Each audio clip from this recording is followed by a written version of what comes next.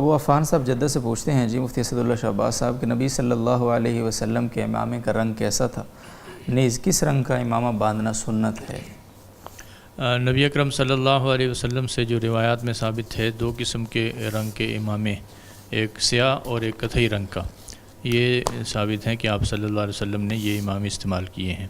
لیکن عمومی ترغیب جو دی جاتی ہے اور جو کپڑے پسند تھے، جو لباس پسند تھا، وہ سفید ہے۔